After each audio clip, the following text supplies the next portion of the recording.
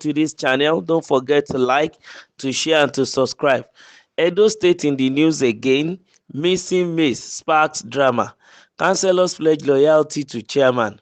According to Vanguard, the political drama surrounding the status of local government chairmen in Edo State escalated on Tuesday as suspected talks reportedly stole the legislative maze of the Esako East Local Government Council, taking it to an unknown location. Sources say the talks stormed the legislative chambers where the mace is typically kept and made off with it, and aide to the embattled chairman, Princess Benedicta Atto, confirmed the incidents, stating that it was a civil servant who first alerted them to the theft. A statement from Atto's chief press secretary, Benjamin Atu, clarified that all 10 councillors in Esako East local government have distanced themselves from the incident, which has raised suspicion that the mace might be used to facilitate an impeachment of the chairman.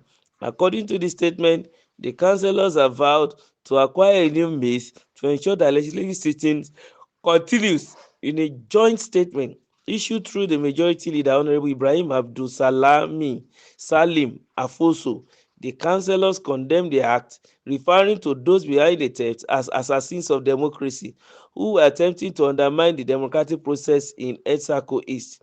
The councillors reiterated their full support for Chairman Princess Benedicta Atto, affirming that any attempt to impeach her without the backing of the duly elected councillors will be illegitimate.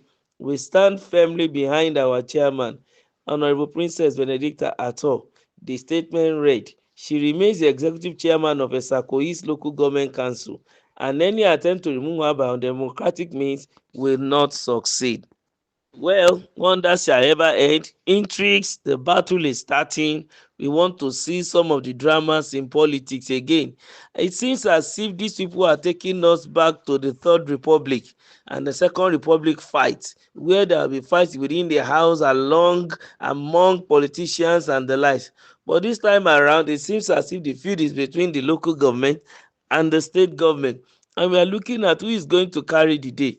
Number one, it's a pity and a shame for the state government to be on this path, using thugs, hoodlums, even to seek its own way in trying to undermine justice. I think there is need for us to look deeply into the way we run our democracy, how the politicians also practice their own trade.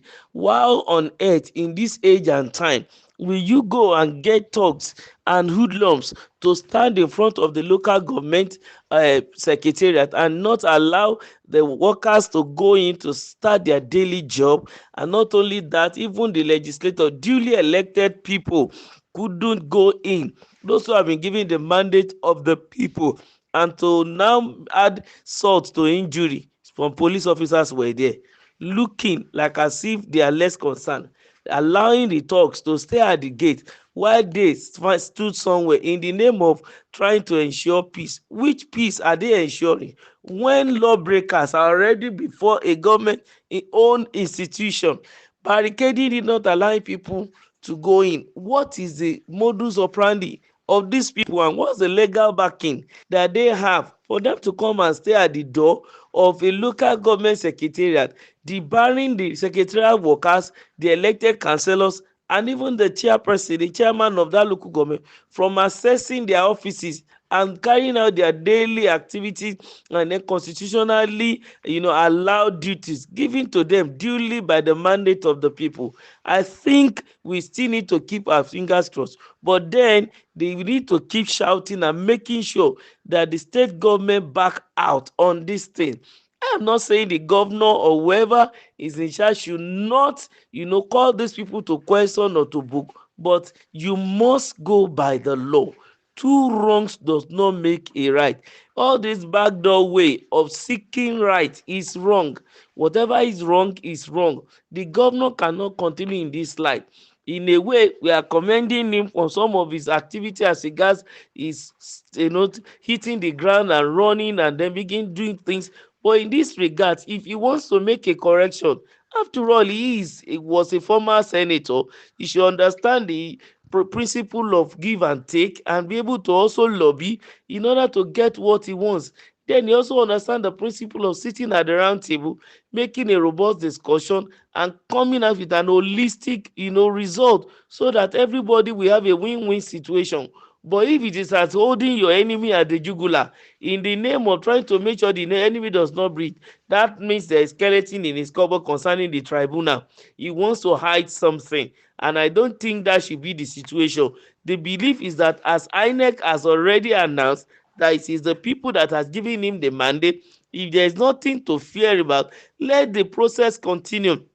But for him to begin to try to undermine his opponent and try to look for ways, we are not saying he should not defend himself, really, but he shouldn't begin to violate the rule of the law. He should not stop, he should not start trampling the law on the ground, because as the first chief security officer of that state, he is the first enforcer of the law. And if he's the one trampling the law, then what is going to happen at the end of the day?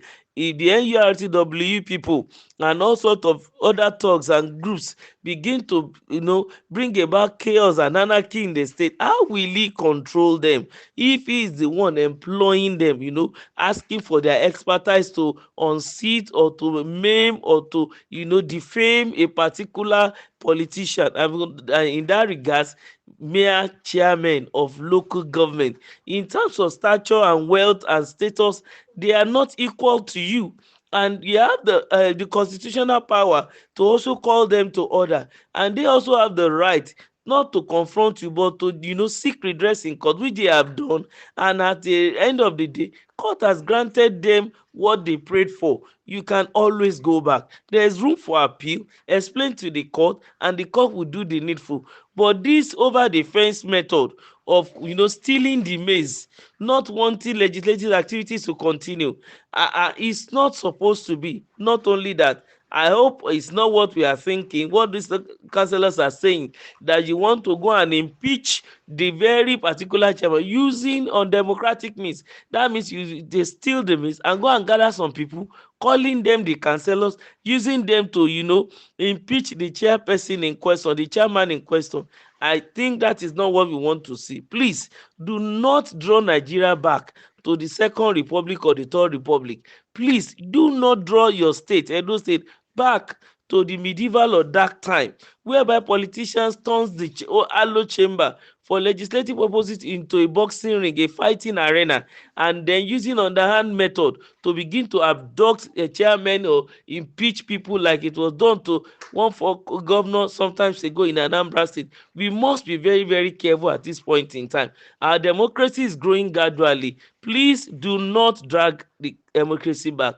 Don't forget to like, to share, and to subscribe to this channel. Thank you.